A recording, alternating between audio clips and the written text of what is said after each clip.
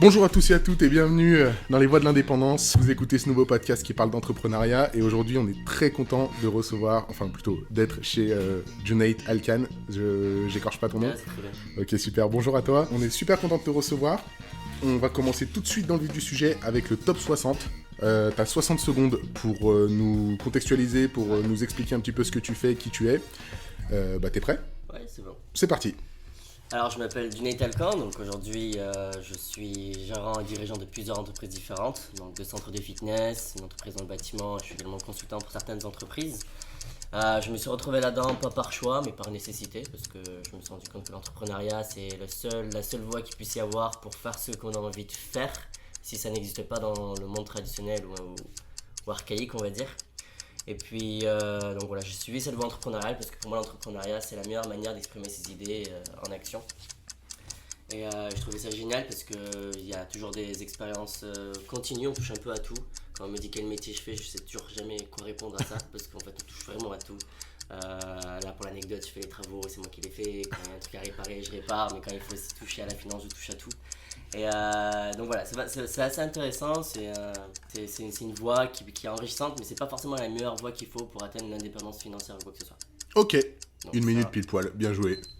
Bravo, super. Donc justement, tu as commencé à en parler un petit peu, on va parler d'entrepreneuriat. ouais. Pour toi, ça signifie quoi être entrepreneur? Comment tu vois la chose? Alors l'entrepreneur c'est vraiment un mot vague, d'ailleurs même dans le Mhm. droit il n'y a pas vraiment de définition. On me dit souvent que l'entrepreneur c'est celui qui, enfin le chef d'entreprise est celui qui gère la société en tant que bon père de famille. La question c'est quoi un bon père de famille? Donc on va s'arrêter un instant sur le mot entrepreneur, parce qu'il y a entrepreneur, entreprenant l'adjectif. En fait un entrepreneur avant même de créer une société c'est quelqu'un qui a une idée, qui a un rêve, je veux faire un saut en parachute, je mets en place toutes les actions nécessaires pour aller faire mon saut en parachute. Pour moi ça c'est déjà une étude d'entrepreneur. Donc ensuite, aujourd'hui, bon, c'est démocratisé au terme société, au terme juridique entrepreneur. Mais déjà, n'importe qui peut être entrepreneur. C'est pas forcément dit que tout le monde est entrepreneur. Mais à partir du moment où la personne a la volonté de vouloir vraiment entreprendre toutes les actions nécessaires, de mettre en place les plans nécessaires pour réaliser un objectif. Donc voilà, pour moi, la définition très simple d'entrepreneur. C'est pas forcément dans la voie de créer du business. Quelqu'un qui crée une association pour une cause, c'est un entrepreneur aussi. Quelqu'un qui crée une fondation, quelqu'un qui crée des événements, ça reste toujours une attitude d'entrepreneur. Ok, tu nous disais tout à l'heure pendant le top 60 que c'est pas forcément le meilleur moyen pour atteindre une liberté Indépendance financière ou financière. une Ouais. indépendance financière, c'est-à-dire? Alors, j'ai dit indépendance financière et pas liberté Ouais. financière, parce qu'il y a liberté financière, indépendance financière. Donc, l'indépendance financière, c'est pouvoir, c'est nos rentrées, payer nos dépenses. Donc, je ne suis pas dépendant de travailler tout le temps et il y a un système qui paye mes entrées et mes dépenses. La liberté financière, c'est que j'ai tellement plus que je peux claquer mon argent comme je veux pour faire ce que je veux. Et la liberté tout court, c'est de faire ce que j'ai envie de faire. Et là, pareil, la liberté financière, c'est pas non plus la même chose, parce que parfois, on a envie de lancer un projet. Et ce projet-là, en fait, a des conséquences, a des contraintes. Donc, il n'y a pas forcément cette liberté financière, mais cette liberté d'aller dans une direction vers laquelle on veut. Moi, par exemple, j'ai des contraintes dans mes entreprises où j'aimerais bien faire ça ou ça, mais en fait, je vais faire un choix parce que je me sens plus libre de faire ce choix-là, mais c'est pas forcément un choix financier, c'est un choix plus libre. Donc, il y a vraiment une subtilité entre ces trois-là. Et pourquoi aujourd'hui l'entrepreneuriat, c'est pas forcément la meilleure manière pour l'indépendance financière, parce qu'en fait, c'est pas un système résiduel forcément de revenus, quoi que ce soit, quoi. L'entrepreneuriat, ça évolue tout le temps, le marché évolue tout le temps, les clients changent tout le temps. Et en fait, il faut soit réussir à mettre en place des systèmes qui permettent de, de, de, de- de minimiser l'impact du dirigeant, ça c'est largement possible, mais l'absence du dirigeant est quasi impossible, à moins qu'il y ait un des dirigeants intérimaires qui viennent prendre le relais. Mais l'indépendance financière, on est beaucoup plus sur des investissements immobiliers, sur des actions, vraiment sur de l'investissement purement financier. L'entrepreneuriat, c'est un investissement humain et en fait, le résultat va dépendre de l'humain qu'il y a dedans. C'est intéressant parce que en fait, c'est plus une histoire d'humain. On a l'impression que c'est beaucoup une histoire d'argent. En fait, c'est plus une histoire d'humain.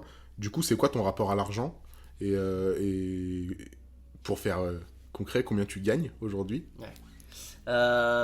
Moi, aujourd'hui, je tourne autour de 2 000 € par mois net. Donc, je cherche pas plus, je cherche pas moins.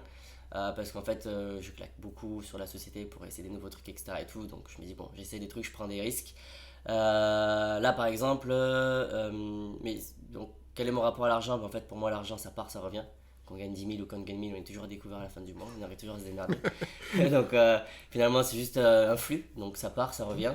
C'est pas fait pour être gardé, c'est pas fait pour être stocké, c'est fait pour être claqué, pour moi, en sens. Alors, pas claqué de n'importe comment non plus, mais C'est fait pour être utilisé, quoi. Ouais, voilà, c'est juste un stock, en fait, c'est juste un flux. Enfin, si t'as de l'eau dans une bouteille, tu non, je le garde, je le mets de côté. Moi, mais en fait, si tu le bois jamais, si tu le consommes jamais, si tu plantes jamais rien avec ça, en fait, ça reste juste de l'eau stagnante, et de l'eau stagnante, au final, ça perd de la valeur, tout comme la déflation de l'argent, quoi. Et donc aujourd'hui, voilà, et puis finalement, quand on arrive à trouver les moyens, quand on a un projet qui nous tient à cœur, on arrive toujours à trouver les fonds nécessaires pour réaliser le projet. Quand ça nous tient vraiment à cœur, j'insiste vraiment sur le dernier point, on arrive toujours à trouver les solutions financières. Donc en fait, selon la situation qu'il y a, j'ai une contrainte à 10 000 euros, ou une contrainte à 20 000 euros, une contrainte à 50 000 euros, on a toujours l'impression que le premier est le plus important, alors qu'en fait l'émotion il est identique, et qu'on arrive à mieux gérer l'émotion, on arrive à trouver une solution derrière à régler le problème. Donc voilà, l'argent pour moi c'est qu'un flux. Ce qui compte pour moi, c'est l'humain, parce qu'en fait, l'argent, c'est notre définition de l'argent que je donne, c'est que c'est juste une transformation en ressources financières d'un savoir-faire. Le savoir-faire, il est donné par des employés. Donc, c'est vrai qu'il y a les logiciels, on parle des logiciels, on parle d'intelligence artificielle, on parle de compétences, enfin, on parle de plein de choses immatérielles, mais tout ça, en amont, il y a un humain qui le crée, et cet humain-là qui apporte vraiment une valeur ajoutée, cette valeur ajoutée, elle est transformée en argent. Donc pour moi, en amont de l'argent, il y a l'humain, et si l'humain il est au top, donc s'il est passionné, s'il adore ce qu'il fait, s'il croit à la vision de l'entreprise, bah d'ailleurs en fait sa productivité, son efficacité, son engagement et même son dévouement est beaucoup plus important, et le résultat qu'il va fournir par sa valeur ajoutée, il est unique, et ça a vraiment plus de valeur, et ça se transforme souvent par une conséquence financière positive. D'accord. Donc c'est avant tout une histoire de, si je vulgarise un petit peu, bien traiter son entourage avec qui tu travailles en fait. Ouais. En tant que, je parle vraiment là pour le coup en tant que patron pur, Ouais. tu vois. Vraiment bien traiter son entourage avec qui tu travailles et c'est derrière, c'est l'argent que tu récoltes, c'est une conséquence de ça en C'est fait. que la conséquence, ouais, c'est ça. C'est vraiment la meilleure manière de savoir si un entrepreneur entreprend bien, bah, savoir s'il génère des revenus. Aujourd'hui, s'il a une bonne idée, s'il a une bonne équipe, etc., et tout, mais ça génère zéro revenu, en fait, c'est juste un bisounours qui essaie de se faire aimer par tout le monde. En fait, à un moment donné, c'est Ouais. vrai que. Et on pense souvent qu'un entrepreneur se fait forcément détester, pas forcément non plus en fait. C'est juste qu'il y a toujours une subtilité entre je reste catégorique ferme professionnel et je reste humain. Et on pense que c'est soit l'un, soit l'autre, alors qu'en fait, il y a juste une certaine limite, quoi.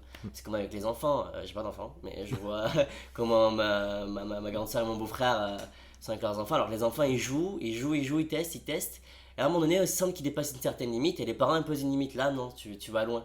Et en fait, ça va pas pour autant dire que l'enfant n'aime plus ses parents ou que les parents n'aiment plus son enfant, quoi. C'est juste dire, ok, là, il y a une limite, on s'arrête là, et on continue. Et en fait, il comprend, il se vexe pas, et ça continue. Ça permet de donner une direction, c'est Ouais, pas une mauvaise chose, exact, une ouais. limite, hein. Donc, Ouais, bien sûr. Est-ce que, du coup, excuse-moi, je t'ai dis-moi. coupé, est-ce que ça s'apprend, ça? Est-ce que ça s'apprend de bien traiter les gens avec qui tu travailles? Est-ce que ça Ouais. s'apprend d'être un bon entrepreneur? Et comment Alors, ça s'apprend? Et où ça s'apprend? alors, est-ce que ça s'apprend de traiter bien les gens? Oui. Est-ce que ça s'apprend d'être un bon entrepreneur? Oui. C'est pas forcément la même chose, les deux.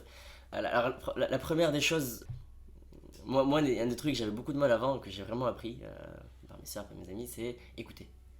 C'est vraiment, je crois que écouter, c'est la chose qu'on devrait passer un an à l'enseigner à tout le monde, à chacun notre tour. Parce que, en fait, quand on écoute les gens, on comprend. Quand on comprend, on sait quoi dire. Et quand on sait quoi dire, on arrive à créer une relation. Et c'est paradoxal parce que parfois on me dit ouais, comment tu sais ça, putain, tu lis beaucoup de trucs, alors qu'en fait je lis pas beaucoup de trucs, j'écoute beaucoup de gens. En fait, à force de les écouter, ils me disent des choses super intéressantes et je les retiens et du coup je les repartage.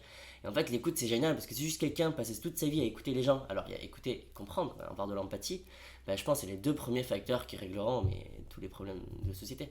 Parce que moi je vois souvent qu'il y a un conflit entre deux personnes et je le vois parce que je fais toujours intermédiaire. Ouais il m'a dit ça, ouais il m'a dit ça. Je vois, en fait, je comprends ce que tu dis, mais vous n'êtes pas écouté en fait, parce que vous dites la même chose aussi. Et souvent, il y a des gens parfois ils disent la même chose, mais je prends une feuille, ok, t'as dit ça, ok, lisez ce que vous venez de dire. Et ça, ah ouais, et en fait, on se rend compte que les gens, on a oublié d'écouter.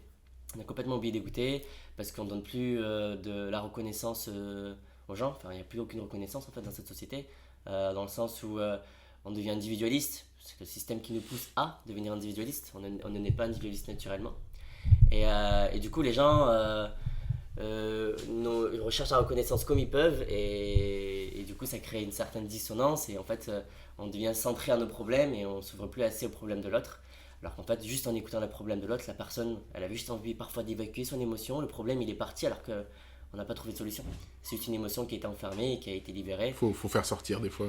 Bah en fait, il n'y a pas à faire sortir, il y a juste à écouter, derrière ça Ouais. sort naturellement en fait. Et ça, c'est l'intelligence émotionnelle, donc je sais pas si vous avez déjà étudié les différentes formes d'intelligence, il y a 9 formes d'intelligence, et l'intelligence émotionnelle, c'est vraiment l'intelligence qui est le plus squeezée. Il y en a 9, tu dis? Ouais. Tu peux donner quelques exemples, outre l'intelligence Ouais, émotionnelle? donc il y a l'intelligence émotionnelle, l'intelligence naturelle, l'intelligence musicale, l'intelligence, le QI en fait Mhm. aussi. Il y a l'intelligence spatiale, je crois, il me semble. Il y a l'intelligence relationnelle. Donc c'est Howard Redskins, je crois. Mhm. Donc voilà, il On explique. retrouvera, on mettra tout Ouais. dans les descriptions. Donc voilà, il explique qu'il y a différentes formes d'intelligence et en fait on met trop en avant les autres intelligences et pas assez l'intelligence émotionnelle. Parce que l'intelligence émotionnelle, c'est notre capacité à vraiment comprendre ce qu'on ressent et comprendre ce que l'autre ressent. Et donc voilà, pour répondre à la question, est-ce qu'on peut être, en fait, ce que ça s'apprend, en fait, ça s'expérimente. Parce que ça s'apprend, on peut lire dans un livre, oui, il faut écouter les gens. Mais dans la réalité, écouter les gens, quand la personne elle vous dit quelque chose, une aberration, on n'a pas envie de l'écouter, quoi. On a envie de rentrer dedans. Non, non, tu dis de la merde, tu dis de la merde. Et en fait, c'est pas évident. Et la meilleure manière pour moi, et c'est souvent ce que j'encourage quand les gens sont à l'école encore ou quoi, c'est rencontrer énormément de monde. Allez voir les gens, parlez aux gens. Mangez-vous la gueule, qu'on se moque de vous, c'est pas grave, trompez-vous, vexez les gens, mais allez-y, c'est la meilleure manière d'apprendre parce que une fois qu'on est adulte, les gens sont moins tolérants quand on fait des erreurs. Alors quand on est à l'école, c'est pas grave, on est en phase d'apprentissage. Tu nous parles de l'école. Tu penses que le système d'éducation... Alors, c'est des questions qu'on va essayer de poser assez régulièrement. Est-ce que Ouais. tu penses que le système d'éducation français favorise l'entrepreneuriat? Ah, pas du tout. Ah, complètement pas. C'est d'ailleurs moi quand j'étais gosse, bah, j'ai grandi avec mon père et ses potes qui étaient patrons. Donc moi je vais être patron aussi. Et en fait, quand tu arrives au collège, on ne parle jamais de ce métier. On parle de médecin, d'avocat. Déjà, comment je venais d'un milieu populaire, donc les parents veulent que j'aille dans ce métier-là. Moi je voulais pas du tout. Mais ouais, moi je veux être patron. C'est quoi comme métier? C'est quoi comme école? Enfin bref, le collège passe, on nous en parle pas du tout, t'oublies. T'arrives au lycée, on te parle de sciences, on te parle de choisir ta vie. J'ai 14 ans, j'ai même pas encore choisi le style de meuf avec qui je voulais être. On me demande de choisir ma vie.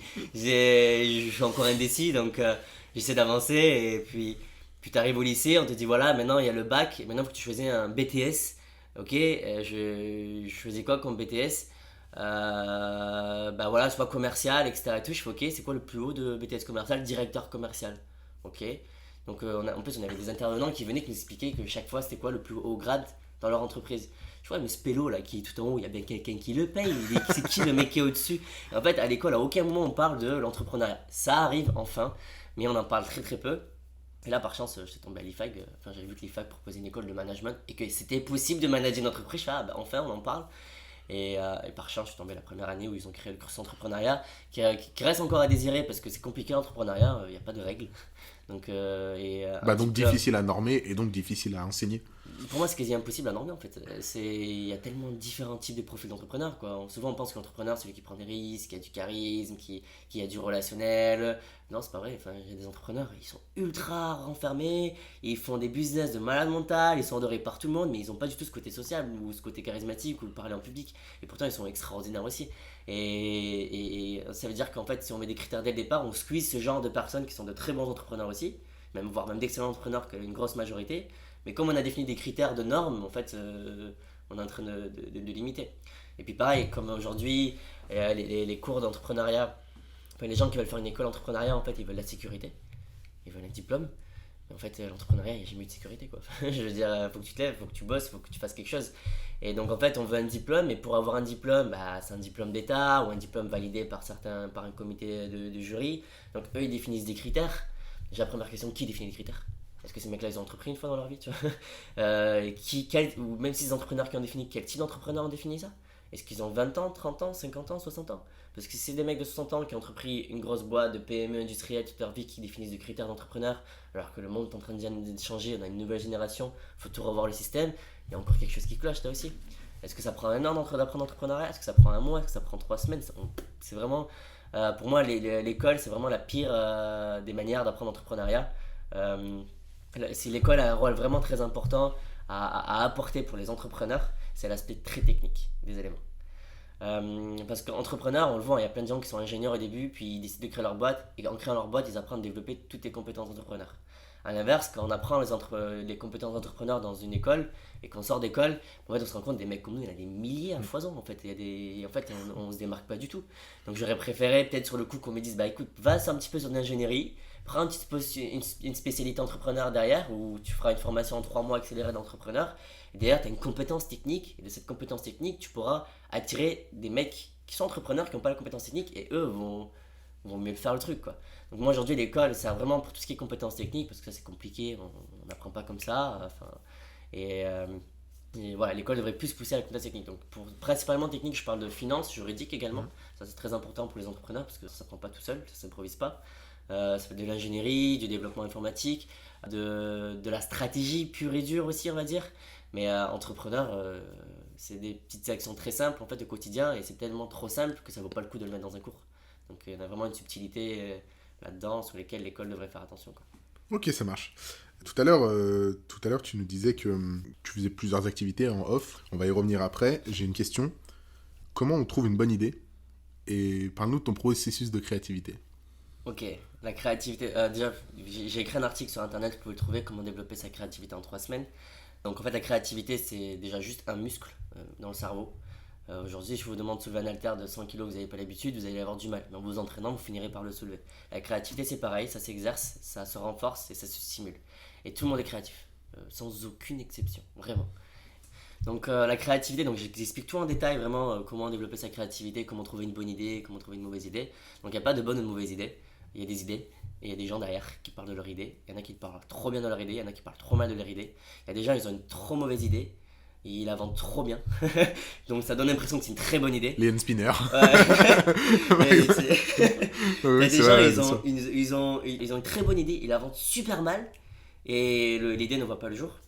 En fait, il ne faut pas parler de très bonne idée, il faut parler d'un besoin effarant, un besoin très fort.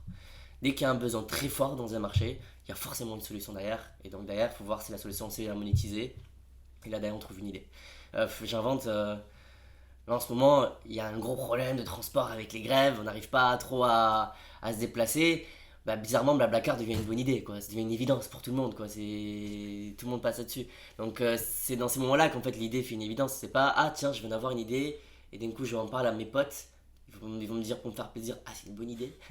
Alors une idée c'est comme un bébé hein, pour les parents, c'est que tout le monde dit qu'il est beau, hein, mais parfois ouais, faut jamais voilà. montrer l'idée à ses Et c'est normal, hein, faut jamais dire ça non plus, ton bébé il est moche, on va dégoûter le parent à vie, quoi. Il va se trimballer à vie pour pas le respecter à son fournisseur, quoi. Donc la meilleure manière de voir c'est vraiment savoir si moi j'ai un besoin dans ma vie. Est-ce que j'ai un problème que je rencontre dans ma vie régulièrement? Est-ce que je suis le seul à rencontrer ce problème-là? Si c'est non et qu'il y en a plusieurs, bah, c'est intéressant, je vais aller creuser. La question c'est comment je règle ce problème. Est-ce qu'il y a des solutions existantes sur le marché? Si ça existe, je teste. C'est pas parce que ça existe que c'est mort, il n'y a pas d'idée. Peut-être que ça existe, mais peut-être que c'est pas assez bien amélioré. Donc moi je vais plus me positionner sur cette idée-là. Parce que tout le monde dira, ah, putain, il y en a déjà qui ont fait cette idée. Ouais, mais en fait, non, on s'en fout, quoi. Au contraire, c'est rassurant qu'il y ait des concurrents. Parce que s'il n'y a pas de concurrents, pose-toi des questions. S'il n'y a pas de concurrence, ça veut dire qu'il n'y a pas de marché. Ouais, enfin, ça peut vouloir dire qu'il n'y a pas de marché, donc ouais, c'est faut dangereux. surtout se poser des questions, quoi. Pourquoi il n'y en a pas, quoi. C'est Ouais, plus c'est inquiétant d'avoir un marché où il y a un concurrent, quelqu'un a eu l'idée, etc. et tout. Peut-être même s'il n'a pas marché, donc allez voir pourquoi il n'a pas marché. Parfois, il y en a, ils ont une idée, ça n'a pas marché. Ça n'a pas marché peut-être parce que c'est un problème de technologie, peut-être un problème de timing, peut-être que c'était pas trop précurseur pour le marché. Donc voilà, c'est vraiment aller d'abord basé sur les besoins. Vraiment partir sur les besoins. S'il n'y a pas un besoin fort et que ça sert à rien. Donc besoin fort, après derrière, faut que vous aimez ce que vous faites un petit peu et qu'il y ait un marché. Si les trois, si la jonction des 3 I, en général, on se régale notre vie.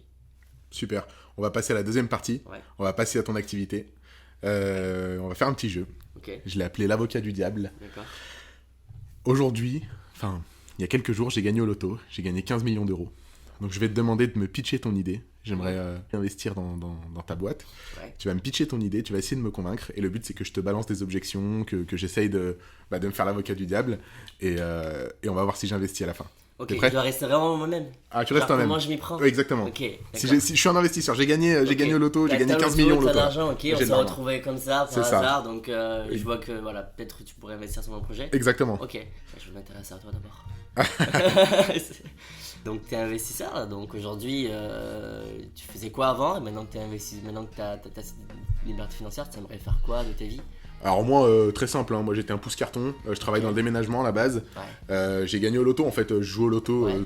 tous les jours quasiment, et j'ai gagné au loto, j'ai gagné 15 millions d'euros Ok. il y a quelques mois, et en fait on m'a dit, faut investir dans des startups, D'accord. dans des petites boîtes, et puis comme je Ok. connais rien, je me suis dit que j'allais rencontrer des gens. Ok, et tu investis toi de ta propre initiative ou tu es quand même accompagné par quelqu'un qui t'accompagne pour l'investissement dans des entreprises? Alors non, moi j'investis de ma propre initiative. Hein, Ok, ça, d'accord. Donc aujourd'hui tu investis un petit peu sans savoir dans quoi tu investis, etc. et c'est tout. ça. Ok. C'est pour ça que je venais te voir, je voulais te voir, parce que on m'a parlé de toi, puis du coup on commençait à rencontrer. Ok, ok. Moi, je Alors voulais savoir moi, un peu ce que tu faisais. voilà, moi un des principes de base que j'ai avant tout investisseur, c'est de savoir si on est aligné sur les mêmes valeurs.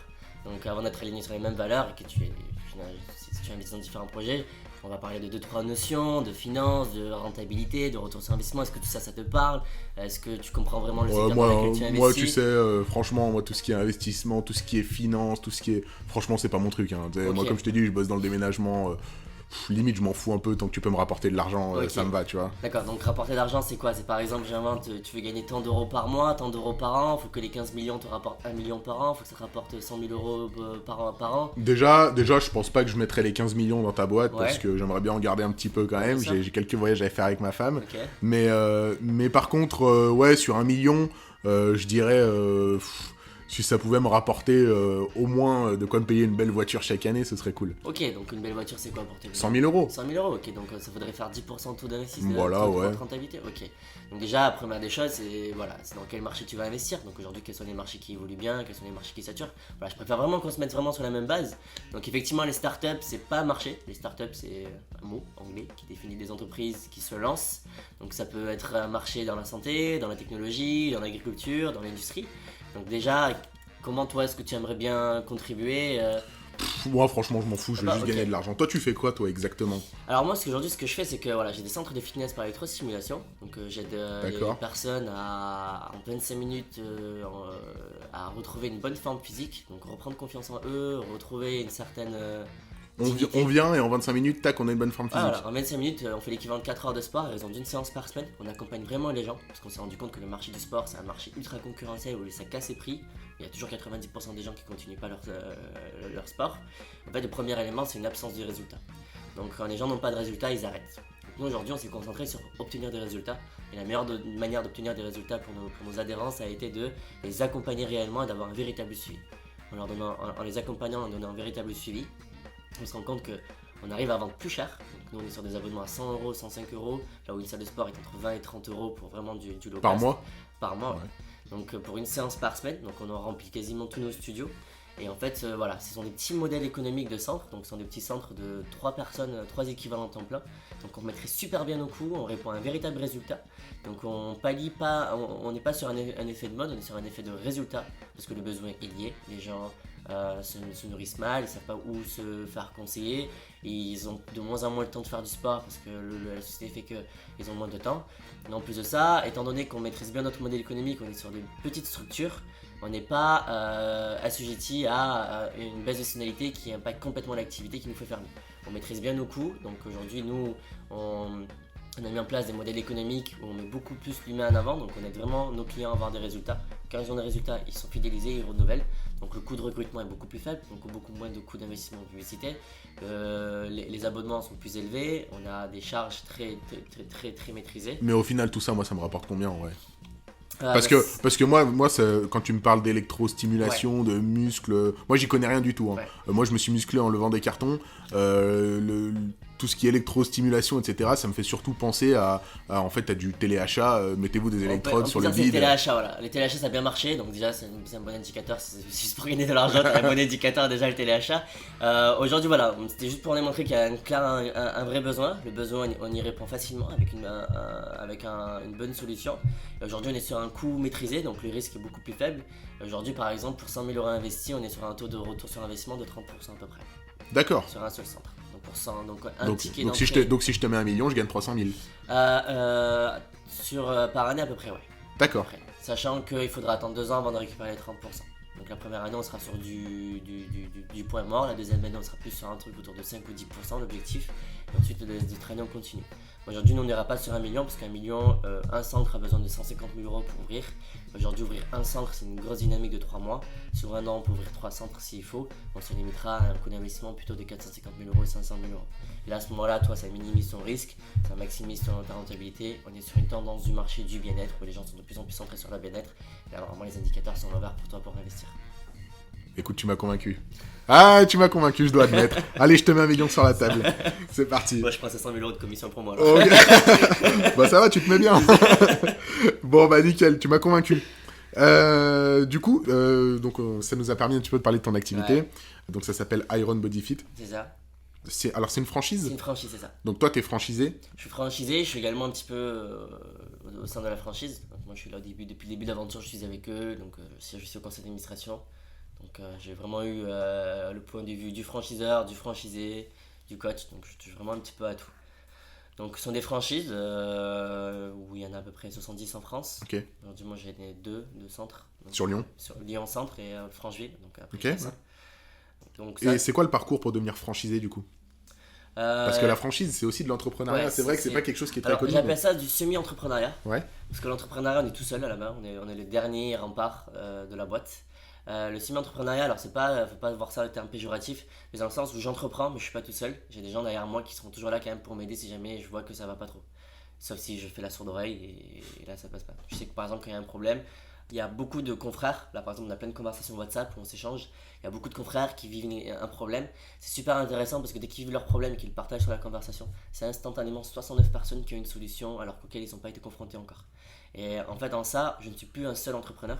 J'ai plein de confrères aussi qui entreprennent un peu, qui partagent. Donc, eux, ils ont le problème, ils partagent. Il y en a un d'entre nous qui propose la solution. Donc, en fait, c'est un entrepreneuriat presque collaboratif. Donc, ce serait ça vraiment aujourd'hui l'essence de la franchise. C'est pour ça que les franchises sont en train d'exploser. Donc, sont en pleine croissance, toutes les franchises confondues. Parce qu'effectivement, on n'est plus seul. Ça, c'est un vrai problème de l'entrepreneur, de se sentir isolé. Il y a un vrai côté communautaire en fait. Ouais, exact. C'est vraiment une famille, comme on dit, quoi. Aujourd'hui, c'est vraiment, nous, on joue beaucoup là-dessus. Et voilà, donc en fait, on a vraiment mon bénéfice de cet effet de synergie. On n'est pas obligé de passer par toutes les galères que doit passer quelqu'un qui crée une activité similaire, sachant que voilà, il y a une foire aux questions, il y a voilà, faites pas ça, faites pas ci, faites pas ça, faites-nous confiance, on l'a déjà vécu. Donc vraiment, on mâche cet aspect de l'entrepreneur qui se lance tout seul ou à deux, où ils sont confrontés à des millions de problématiques, ils doivent chaque fois trouver d'eux-mêmes. Là, il y a vraiment tout ça qui est mâché. Donc c'est pour ça qu'on parle de semi-entrepreneur, où il y a un peu toutes ces contraintes de l'entrepreneur qu'on n'y pense pas, quand même ces avantages de l'entrepreneur où on arrive à gérer son équipe, on n'est pas seul, il y a de la reconnaissance dans une franchise, donc nous on met vraiment en avant la reconnaissance. On met une stratégie très cohérente, très simple. Par exemple, les royalties sont fixes dans ce concept-là, alors que la plupart des franchisés sont en pourcentage. Est-ce que tu peux expliquer ce que c'est pour nos auditeurs Alors, dans une franchise, il y a 3 éléments principaux qu'on paye. Le premier élément, c'est les droits d'entrée. Les droits d'entrée, c'est ce que je paye pour avoir droit à la marque, avoir droit à tout le savoir-faire du concept, etc. Et tout. Donc ça me permet d'acheter le contrat de franchise qui me lie à la franchise. Je reste toujours indépendant, je suis toujours dans ma société juridique. C'est toujours moi la dernière personne qui dira mon dernier mot. Mais j'ai un contrat de franchise qui me lie à l'enseigne et je dois quand même respecter les conditions de franchise. Alors première information, une franchise n'a pas le droit d'imposer des tarifs, n'a pas le droit d'imposer les horaires d'ouverture, etc. Et tout. Il y a quand même 4 éléments qui n'ont pas le droit. Mais par pratique, en général, les franchisés jouent le jeu de suivre les conseils de la franchise, donc on uniformise les prix, etc. Et tout. Normalement, chaque franchisé est libre de fixer son prix. La loi interdit ça parce que le dirigeant reste toujours celui qui donne son dernier mot. Donc on paye les droits d'entrée. Donc les droits d'entrée, ça se paye une fois, soit à l'entrée, soit au démarrage. Ça peut varier énormément d'une franchise à l'autre. Par exemple, un McDo, c'est 300 000 € de droits d'entrée. Donc on paye 300 000 € à McDo juste pour avoir le droit à McDo. Ouais, sans la construction, sans rien, juste le droit d'entrée. 300 000 € d'investissement pour les travaux, etc. Et tout. Par exemple, un sushi, je sais plus c'était quoi, sushi shop, je crois, on était juste à 60 000 € de droits d'entrée ou 80 000 € pour 300 000 € d'investissement. Nous, à Iron Body Fit, on est à 150 000 € tout compris, dont à peu près 20 000 € de droits d'entrée. On met 150 000 €, on a un centre. Il y a tout un centre. La formation, le centre, le business plan, il y a tout de A à Z, l'accompagnement, il y a tout qui est dedans. On est vraiment sur un modèle très accessible pour ceux qui veulent vraiment commencer avec un petit budget ou voilà, qui n'ont encore jamais entrepris. C'est vraiment le top. C'est vraiment le top parce qu'il y a vraiment un accompagnement. Donc on est sur 20 000 € de droits d'entrée. Après les droits d'entrée, il y a 2 éléments qu'on paye. Il y a les redevances publicitaires et les royalties. Donc les redevances publicitaires, c'est plutôt que payer un budget mensuel, plutôt que faire ma communication dans mon coin, chaque franchisé cotise dans une enveloppe commune nationale et il y a une communication nationale qui est faite. Par exemple, nous, cette année, on est partenaire officiel du Marrakech du Rire parce qu'on a pu le faire grâce à l'effet de masse de chaque franchisé. Pourtant, ça nous coûte presque que dalle en termes de redevances publicitaires. Je crois que ça nous coûte un truc comme un budget autour de 400 € par mois. Et on est partenaire du Marrakech du Rire, ça passe sur M6, donc c'est génial, ça me coûte 400 balles par mois, mais je bénéficie d'une notoriété extraordinaire, sachant qu'il n'y a pas que ça, il y a également d'autres communications là-dedans. Donc ça, c'est les redevances Compris publicitaires. dans les 400 €. Ouais. D'accord, ok. Là, par exemple, on a lancé un jeu concours, donc on fait gagner donc 2 places pour le Marrakech du Rire, on fait gagner 12 croisières, on fait gagner 40 000 lots. Et ça ne coûte toujours rien de plus. Donc sur ça, en plus, là aussi, les redevances publicitaires sont fixées avec Iron Body Fit. En général, ils sont souvent en variable aussi du chiffre d'affaires, parce qu'ils estiment qu'il faut mettre 10% de son budget. Là, en fait, il n'y a pas de budget fixé. Il y a un conseil délégué qui détermine ce qu'ils veulent. Ils disent voilà, ça coûte ça. Donc l'information, donc on regarde si c'est acceptable dans le budget des franchisés, si c'est acceptable. Mais du coup, ok, cette année, ce ne sera pas 500, ce sera 550. Ok, mais il y aura ça, ça, ça, ça. Donc voilà, on est vraiment plus sur de la conciliation un peu plus. Donc ça, c'est super intéressant, c'est vraiment génial. Parce qu'en général, c'est un pourcentage aussi, c'est à peu près entre 2 et 4% du chiffre d'affaires. Et ensuite, donc ça appartient pas à la franchise, ça va pas aux poches de la franchise. C'est vraiment la franchise qui gère pour les franchisés un budget de communication. Ok. Et ensuite, il y a les royalties. Et les royalties, c'est un petit peu le gagne-pain des franchises. Donc en gros, c'est on paye une redevance tous les mois pour avoir droit à l'enseigne. Donc ça va vraiment dépendre d'une franchise à l'autre. Il y a des services minimums, des services supplémentaires. Certains par exemple vont faire un service minimum, certains vont faire un service premium, certains vont juste faire un pourcentage. Le choix d'Iron Modifit a été de ne pas faire un pourcentage parce qu'en fait c'est vrai que c'est très compliqué pour l'entrepreneur qui s'est bougé le cul pendant 2 mois, parce que la franchise à un moment donné nous rend autonome, on n'a plus besoin d'eux. Mais si on a fait un mois, j'ai super bien fait mon mois, et qu'il y a 10% de mon mois qui part eux alors qu'ils n'ont rien foutu, là c'est source de conflit. Ça me fait chier. Quand ça allait pas, vous étiez pas là, vous m'avez pas aidé, et quand ça va, vous me prenez prendre 10%, vous me dites ok, on va faire un choix fixe, que ça aille bien, que ça aille pas bien, on est clair, vous payez ça tous les mois. Si ça aille pas bien, effectivement, ça vous reviendra, ça aura l'impression que ça vous coûte plus, mais ça va très bien, vous aurez l'impression que ça vaut que dalle. Et là, la franchise s'est démarquée, eux ils ont trouvé leur modèle économique sur d'autres éléments, donc ça c'est un autre sujet. Et du coup, ce qui fait que les franchisés, on est vraiment sur un truc très fixe, on connaît bien nos charges, on a très peu de charges variables. Et en fait, au plus on plafonne, au plus on sait ce qu'on marche, quoi. On n'a pas de coûts variables cachés. Et ça, vraiment, c'est une très bonne stratégie qui a été adoptée par l'enseigne, qui fait qu'il y a eu énormément de personnes qui ont voulu signer avec l'enseigne parce qu'ils ont dit ok, on sait à quoi on a affaire, vous ne grugez pas notre argent, et il y a de bonnes valeurs humaines. Tout à l'heure, tu nous parlais donc du droit d'entrée, 20 000 €. Ouais. En gros, Iron Body Fit, 150 000 € tout compris. Ouais. Comment tu t'y prends? Quel est ton processus? Comment tu fais pour trouver les financements et les moyens pour monter une boîte quand tu pars de rien? C'est tellement une question. Alors, pour un Iron Modified ou pour n'importe quelle boîte? Bah, d'abord pour un Iron Body Fit et après pour Ok. plutôt en général. Alors, pour un Iron Modified, déjà, il demande un apport de 30 000 euros. Parce qu'à partir du moment où tu as un apport de 30 000 euros, en fonction de ta situation financière, de ton passif, de ton expérience, les banques vont plus ou moins te suivre financièrement. Aujourd'hui, Iron Modified c'est dans le domaine du sport, donc c'est un petit peu plus compliqué. En général, avec 30% d'apport, les banques suivent en fonction du type de projet, s'il y a suffisamment d'expérience dans le passé. Si la franchise est nouvelle, ils vont demander 3 ans d'ancienneté, donc il y aura plus de mal. Maintenant, la franchise a de l'ancienneté, donc avec 30 000 euros d'apport, les banques suivent. Le process, c'est quoi? C'est d'abord, on s'informe sur la franchise, ça nous correspond, etc. Et tout, donc il y a des premières informations, ils donnent les chiffres, tout ce qui est officiel, tout ce qui est public. Ensuite, la personne réfléchit si elle est vraiment décidée. Si elle est décidée et qu'elle a l'apport, elle peut enclencher, elle paye un premier acompte. Je crois que c'est 30% des droits d'entrée, où là il y a tous les business plans, il y a tout qui fournit, toute la stratégie à suivre. Et une fois qu'il y a le financement bancaire, il y a tout le reste, et là on accélère l'ouverture. Maintenant, maintenant, en fonction de si la personne elle a l'apport ou pas, donc si elle est décidée à ouvrir mais elle n'a pas l'apport, il y a des organismes qui existent, Initiative France par exemple, il y a beaucoup d'organismes à droite à gauche qui font des subventions à taux zéro. Love Money, donc Love Money c'est on demande à nos proches de nous prêter un petit peu, etc. et tout. Donc voilà, c'est quelque chose qui nous tient à cœur, qu'on veut vraiment le faire. En général, on est capable de trouver les fonds et sur ça, il n'y a aucun mal. Moi, j'ai demandé des fonds à mes proches qui m'ont un peu avancé, que j'ai remboursé derrière et que voilà, derrière, je peux retrouver une solution, quoi. Ok. Et maintenant, si on a un autre projet, il y a le crowdfunding, il y a différentes manières de trouver un apport, un financement, quoi. En parlant d'autres projets, t'as d'autres projets toi?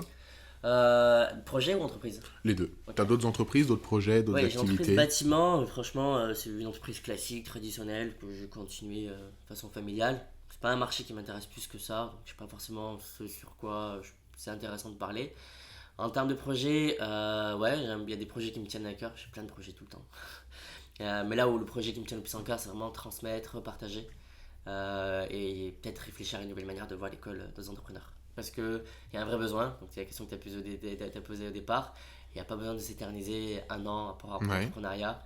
C'est donner toutes les bases à tout le monde. Voilà, t'as les outils, t'as ça, ça, ça, ça, ça, ça. Je sais que tu maîtrises pas tout, mais tu sais que ça existe. Maintenant, fonce. Mange-toi la gueule vite, relève-toi vite, et on fait. C'est plus un truc autour de ça J'ai le sentiment un peu que sur le marché de l'éducation, c'est il y a un vrai besoin, il n'y a pas vraiment d'argent. Les gens ont difficilement de l'argent à mettre dans ce domaine-là, dans leur éducation, en fait. Ah, parce que. Parce que, par exemple, Oui, une année d'école, ça coûte 8 000 euros. ça coûte, parce que les gens pensent comme ça. Ils pensent pas combien ça rapporte. En fait, il faut pas se poser la question combien ça me coûte, il faut me poser combien ça va me rapporter. Aujourd'hui, je vous dis, voilà, je vous mettez 100 000 euros là dans mon entreprise. En fin d'année, on fait 1 million d'euros de bénéfices. Vous faites x10.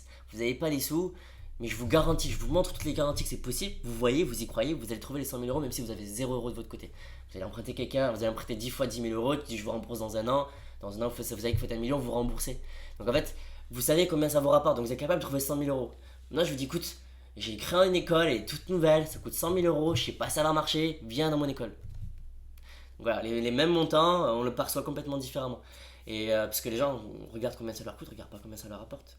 Et effectivement, aujourd'hui, l'école n'a aucune garantie de vous dire combien ça vous rapporte. Le seul truc que vous achetez plus ou moins un diplôme. Quand vous mettez l'argent, vous êtes sûr, voilà, vous n'êtes pas sûr d'avoir votre diplôme. C'est même un mauvais investissement, techniquement. C'est Vous vrai. n'êtes pas sûr d'avoir votre diplôme.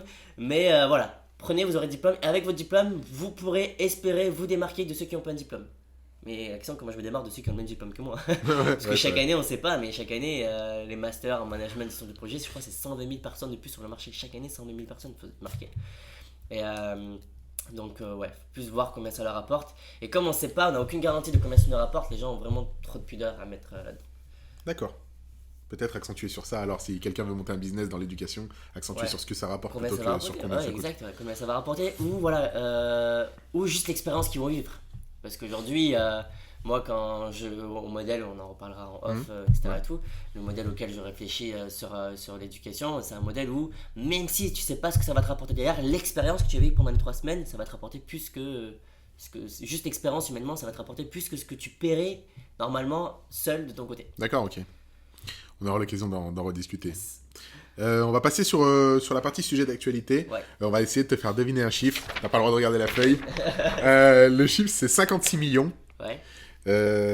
T'as quelques essais pour trouver et puis on peut te donner un petit indice après si tu trouves pas. Ok, 56 millions. 56 millions. Donc 56 millions, techniquement, c'est presque 2 tiers d'un pays. Ça ressemble à un sondage. Donc je dirais que c'est un sondage par rapport à la France. Combien de personnes en France seraient intéressées par quelque chose comme l'entrepreneuriat ou se mettre à leur compte. Alors c'est plus d'actualité, ça a un rapport avec Noël et les achats de Noël. Noël, achats. Ok, 55 millions de personnes font leur achat à Noël. Ou claquent plus d'argent à Noël. Ok. Ou 56 millions. Ouais, je suis sûr que c'est en nombre d'utilisateurs parce que. Donc il y a 56 millions de Français qui claquent ou qui investissent ou qui achètent plus de cadeaux à Noël, un truc de genre. Bon allez, je te donne la réponse, je te Ouais, laisse pas galérer trop longtemps. La réponse c'est qu'il y a eu 56 millions de transactions bancaires lors du Black Friday de Ah, 2019 Black Friday, ouais. en France. En France. Ouais. On sait que, donc là il y a les périodes de Noël qui arrivent, on Ok. sait qu'en fait le Black Friday sert pour acheter les cadeaux de Noël pour la plupart Ouais. du temps. C'est une augmentation de 12% par rapport à 2018. Donc une bonne augmentation assez sympa. On a interrogé des gens dans la rue pour leur parler de ça. On va te faire écouter ça tout de suite et puis je t'invite à réagir juste après. Ok. Alors bonjour à toi. Bonjour. Donc je vais te poser 2-3 questions. Je voudrais déjà savoir quel est ton budget pour les cadeaux de Noël. Je dirais 130 euros. 130 euros, d'accord. Entre 250 et 300 euros. Environ 300 euros, à peu près 50 euros pour mes parents et 100 euros pour mes frères. Et s'il y a d'autres invités, ça monte à pas plus de 10 euros. Est-ce que tu as déjà fait des achats de Noël durant le Black Friday? Pour l'instant, non. Je suis allée voir pour acheter un ordinateur pour un membre de ma famille, mais finalement j'ai rien acheté puisque ça valait pas le coup du tout. Donc oui, j'ai fait quelques achats de Noël durant le Black Friday, mais pas trop. Pas eu d'offres intéressantes, honnêtement. D'accord, ok. Quel type d'achat tu fais pour le Black Friday? Souvent tout ce qui est numérique, informatique et multimédia quoi en général. Ce serait multimédia. J'ai surtout fait des achats vestimentaires. J'ai rien acheté de trucs électroniques, de télé ou de console ou de jeux. Alors pour donner un ordre d'idée, voilà, il y a eu 56 millions de transactions bancaires lors du Black Friday cette année. Ouais. Je voudrais savoir ce que tu en penses. Honnêtement, Je pense pas grand-chose. En mode... Je sais pas, il y en a qui disent que voilà, c'est une fête plutôt commerciale, d'autres qui disent que c'est super intéressant. Toi, mais c'est super intéressant pour... déjà pour nous, clients, et pour les entreprises.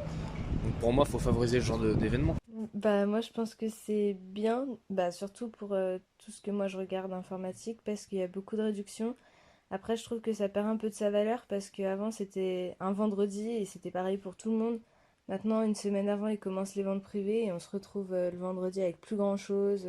Ça veut plus dire grand chose en fait. C'est une fête typiquement américaine. Je suis pas forcément pour et pas forcément contre, mais je comprends les gens qui ont des avis négatifs sur cette fête, étant donné qu'elle pousse à la surconsommation. Quand je vois des gens comme mon frère qui achète plein de trucs durant le Black Friday qui au final ne réutilisent jamais, tu te dis que c'est un peu beaucoup de gaspillage et un peu d'argent jeté par les fenêtres. C'est pour ça que j'ai tendance quand même à soutenir les boutiques qui ne font pas le Black Friday, même si parfois c'est un peu tentant d'acheter des trucs étant donné qu'on n'a pas forcément tous les moyens d'acheter un objet au prix standard. Bon bah voilà pour ce qui est du micro-trottoir. Qu'est-ce que tu penses toi de cette fête du Black Friday? Qu'est-ce que tu en penses de tout ça? Bah, je peux pas avoir juste un avis tranché parce que je vais parler d'une anecdote pour essayer de mieux illustrer ce que je pense un petit peu du Black Friday. C'est 4 aveugles en fait, ils entendent parler qu'il y a un éléphant qui arrive au village. Ils ont jamais vu l'éléphant de leur vie en fait, ils savent pas à quoi ça ressemble. Et du coup, ils décident on va aller le toucher de près et essayer de comprendre à quoi sert l'éléphant. Et du coup, ils y vont, et puis il y en a un qui chope la trempe, il dit ouais, il est robuste, et souple, et il est invertébré. Un autre qui tombe sur la cuisse, il tape fort, puis non, il est tout dur, il est ultra grand et tout, ça n'a rien à voir avec ce que tu dis. Le troisième, il attrape l'oreille, il dit non, il est ultra fin, on dirait un papillon en version géant, et ils se mettent pas d'accord. Le dernier, il a chopé la queue, il dit non, il est poilu, ça n'a rien à voir avec tout ce que vous dites, vous vous trompez. Finalement, les 4 s'embrouillent, et puis il y en a un qui passe. Un monsieur qui passe, il dit oui, qu'est-ce qui se passe, c'est quoi votre problème, il se passe quoi? Il dit, on n'arrive pas à se mettre d'accord à quoi ressemble l'éléphant réellement quoi. L'autre il dit que voilà il est fin, l'autre qui dit qu'il est poilu, l'autre qui dit qu'il a la jambe robuste. Il a dit mais vous avez tous raison, juste que le problème il est tellement gros que vous prenez pas assez de recul là-dessus pour voir ce qui se passe en fait, que chacun a raison en fait. Et en fait le Black Friday, il y a beaucoup de points de vue très intéressants là-dedans parce que effectivement ça pousse à la surconsommation. Mais en fait, est-ce que c'est pas vrai non plus parce qu'en fait les gens se concentrent sur ce jour-là pour claquer plus. En fait, c'est comme si le chiffre d'affaires, au lieu qu'il soit constant tous les jours de novembre à décembre pour les entreprises, en fait ils ont une gros pic pendant ça et le chiffre d'affaires qu'ils feraient normalement il est beaucoup plus faible que les années d'avant. Donc en fait l'entreprise se retrouve parfois même à perdre de l'argent là-dessus parce qu'il y a une peur qui se crée quand on n'est pas dans le Black Friday en tant qu'entrepreneur. Est-ce que je fais pas un peu le con de pas créer un événement autour du Black Friday? Mais regarde, tout le monde fait le Black Friday, pourquoi je devrais... En fait, il y a un phénomène de mimétisme qui se crée où les entreprises font du Black Friday parfois à tort. Et moi, ça m'est arrivé cette année. Je devais commander pour les travaux un paravent en bambou et j'avais clairement l'intention d'achat depuis un mois et demi et c'est le seul qui le fait. Mais vraiment, c'est le seul qui le fait et j'avais pas le choix, je suis obligé de payer celui-là. Et donc le Black Friday passe. Et ils ont quand même prolongé leur Black Friday de 2 jours. Ils disent ouais avec le code promo Black20 vous avez 20% sur votre achat.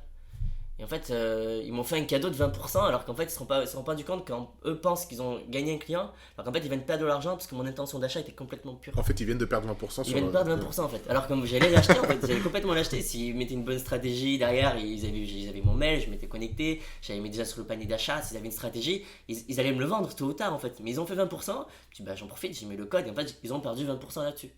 Et là aussi les entreprises en fait créent un mouvement de panique où on va le faire, c'est un mouvement, on va beaucoup vendre, mais en fait c'est pour beaucoup vendre maintenant pour moins vendre plus tard. Et mais pour certaines entreprises ça va les arranger. Pourquoi? Parce que leur commande demande une certaine logistique et entre le Black Friday et Noël ça leur permet d'optimiser leur logistique, donc ils vont peut-être gagner sur la logistique. Donc il y a vraiment une entreprise va le faire parce que eux ils vont mettre ça en avant pour que derrière ça leur soulage au niveau logistique. Il y a des entreprises qui vont faire ça parce qu'ils paniquent, ils ont aucune stratégie en place. Il y a des gens qui vont acheter parce qu'ils pensent que c'est le jour où il y a le plus de promotions. Mais par exemple dans le multimédia réellement, la vraie remise elle est autour de 10%, parce que moi je connais bien tout ce qui est multimédia etc. et tout, je suis toujours à l'affût. Et souvent il y a toujours des offres intéressantes dans les périodes creuses, il n'y a pas des offres intéressantes dans les périodes élevées. En général tu achètes un mois avant le Black Friday, il y a une offre super intéressante sur les multimédias parce qu'ils n'arrivent pas à le vendre à ce moment-là, ils doivent être constants dans leur chiffre d'affaires. Et en fait Et ils pensent chiffre d'affaires, ils pensent pas client récurrent ou besoin ou quoi que ce soit. Donc c'est pour ça qu'est-ce que c'est bien, est-ce que c'est pas bien. C'est un tour de magie pour moi le Black Friday. C'est un tour de magie où il y a deux facteurs très importants, l'urgence et l'importance. Et en fait c'est ce qu'ils nous font croire, c'est que c'est urgent, ça dure 15 jours, profitez-en. Et c'est important, vous allez économiser énormément d'argent. Donc les gens ils savent pas, ils ont aucune notion, ils ont fait aucune notion de réellement. Et ils cèdent en fait, ils cèdent et c'est une technique de vente, mettre de l'urgence, de l'importance. C'est un classique en fait. Ouais, c'est un grand classique. Mais je suis pas. Voilà, ok, il y a beaucoup de transactions, mais je suis pas forcément sûr que les entreprises qui font du Black Friday voient vraiment leur chiffre d'affaires impacté. Sauf ceux qui ont vraiment mis une stratégie, où ils ont vraiment poussé à inciter à acheter des gens qui étaient des prospects froids. Là, vraiment, c'est les entreprises qui ont profité avec une stratégie en amont qui était déjà préparée. Mais je pense qu'il y a quand même pas mal d'entreprises qui font ça parce qu'il faut le faire, quoi. T'as fait quelque chose toi dans ton entreprise pour le Black Non, Friday? pas du tout. Non. Non. Nous, on a vraiment, Comme on a quoi- vraiment comme une quoi, ouais, on a vraiment une philosophie anti-remise dans l'entreprise en fait. D'accord. Parce que nous, voilà, on est sur du sport. Nous, voilà, tu veux des résultats. Nous, on sait que notre concept, il marche, ça vaut tant. Si on baisse le prix, ça veut dire qu'on croit pas en notre concept, qu'on marche pas. Non, non, on sait que ça marche, viens. Et puis, l'investissement que tu vas y mettre, ça va nous montrer ta volonté d'être engagé. Si tu vois que tu n'es pas prêt à t'engager, nous, on va pas s'engager avec toi, quoi. Nous, on veut qu'il y ait des résultats. Des résultats, ça assure notre activité. Mais se tirer une balle en baissant le prix, c'est la pire des choses qu'il faut faire en fait pour une entreprise. Ça arrive qu'on fasse une offre. Ah, frais d'inscription offert ce mois-ci. Parce que voilà, on y est, mais on baisse jamais un tarif, quoi que ce soit, on casse jamais le tarif. C'est vraiment se tirer une balle dans les deux pieds. On parlait de surconsommation. Est-ce que tu penses qu'on peut réconcilier l'entrepreneuriat et donc le fait de faire de l'argent avec la consommation responsable pour nous et pour la planète? Non, parfaitement. J'ai fait des conférences dans les écoles autour de ça. J'explique clairement comment, pas à pas, on va changer tout ça sans aucun problème. Vraiment, sans aucun problème. Tu peux nous donner un peu de... Aujourd'hui, on pense souvent que la compétitivité stimule l'innovation. C'est une grosse connerie. C'est en fait combien de projets vous n'avez pas fait dans votre vie parce que vous avez manqué d'argent. Combien de bonnes idées vous n'avez pas mis en place parce que vous avez manqué d'argent. Combien d'idées vous avez que vous gardez pour vous parce que vous avez peur que l'autre vous pique l'idée. Alors qu'en fait, l'autre a peut-être une idée qui complète la vôtre et vous crée une idée révolutionnaire. Aujourd'hui, quand on regarde le monde, c'est juste une idée, une technologie qui révolutionne le monde. Internet, l'électricité, les smartphones. Chaque fois, on a une rupture technologique qui change le monde. Et c'est deux personnes qui, par hasard, ou une personne qui a osé aller au bout de son idée. Mais il l'a fait parce qu'il a réussi à déployer les moyens, etc. Et tout. Aujourd'hui, pour moi, la compétitivité bride l'information. Donc on fait la division sociale dans la société, mais le jour où on apprendra à réconcilier nos idées, en fait on se rendra compte qu'on a des idées extraordinaires et révolutionnaires, on n'a même pas besoin de les inventer parce qu'elles existent déjà les idées, hein. Juste qu'en fait il n'y a pas les ressources, il n'y a pas les personnes pour mettre en avant ces idées là, et tout ça existe, et le jour où on partagera le message avec les gens que c'est possible, que ça existe, qu'il faut arrêter de croire que le monde va mal, enfin il va mal, on va pas faire un dessin, pas besoin de faire des livres là-dessus, on voit tous que ça va pas bien, on voit tous qu'on galère à payer nos factures à la fin du mois, on voit tous que les gens sont de plus en plus mal dans leur peau, on voit de plus en plus de burn-out, mais c'est un bon signe dans le sens où les gens sont conscients, ils en ont marre, c'est pour ça qu'il y a des burn-out. Le burn-out c'est je ne suis plus aligné avec mes valeurs. Pourquoi? Parce que c'est pas mes valeurs ça, je veux d'autres valeurs. Le seul problème c'est que les gens savent pas comment faire encore. Le premier élément c'est de dire que c'est possible. Parce que souvent les gens disent ah c'est pas possible, ça prendra des années, de toute façon c'est fui. Non, c'est pas vrai, c'est vraiment pas vrai. Qu'on soit clair là-dessus, c'est vraiment un truc qui me tient à cœur tout le temps. La société va pas trop mal, il n'y a jamais eu autant d'entrepreneurs dans notre monde, il n'y a jamais eu autant d'idées qui se mélangent. Et mathématiquement, c'est mathématique, il y a tellement de plus en plus de personnes qui s'engagent pour trouver des solutions, qu'il y a des milliers de fois plus de chances que des gens trouvent une solution pour réussir à sauver l'humanité, trouver des solutions à nettoyer la nature, qu'avant que ça pète. Et ça vraiment, souvent c'est un discours de soit les gens qui croient en l'humanité, soit les gens qui ont perdu espoir en l'humanité. C'est vraiment ce qui va faire la différence. Moi j'ai le sentiment qu'il y a beaucoup d'argent dans le monde des entreprises, etc. Mais beaucoup, hein, à volonté presque. Et c'est vrai, il n'y a jamais eu autant d'argent généré dans toute l'histoire de l'humanité. Voilà. donc voilà, mais j'ai l'impression les priorités sont pas encore, même si on sent que les mentalités changent, etc. J'ai l'impression que les priorités sont quand même pas encore tout ce qui est responsable et durable. Parce qu'aujourd'hui on attend que les gens réagissent, on attend que ce soit quelqu'un d'autre qui va faire le boulot à notre place. Et ça, j'aime bien souvent blâmer un petit peu les films hollywoodiens pour ça. Et moi, j'adore les Avengers. Mais les Avengers, c'est un gros problème, c'est que quand on regarde les Avengers, à la fin, on se sent nul. On se dit, oh, putain, j'aimerais bien être un super-héros, j'aimerais bien avoir des super-pouvoirs pour pouvoir faire quelque chose aussi. Et ça, c'est la plus grosse fausse croyance qu'on nous a inculquée. C'est nous faire croire qu'on vaut rien. Alors qu'en fait, vous vous rendez pas compte que chacun, là, autour de cette table, avait tout le potentiel individuel nécessaire pour changer le monde. Et ça, faut le rappeler. Et si on ne le rappelle pas assez, il y a des personnes qui ont des bonnes idées, qui ont juste besoin d'un petit peu d'être encouragées, et leur idée peut être révolutionnaire et régler plein de problèmes dans notre société. Et c'est juste des entrepreneurs, encourager plus les gens à entreprendre leur idée, aller au bout de leur idée, parce qu'il y a forcément des gens qui vont aimer ce qu'ils font.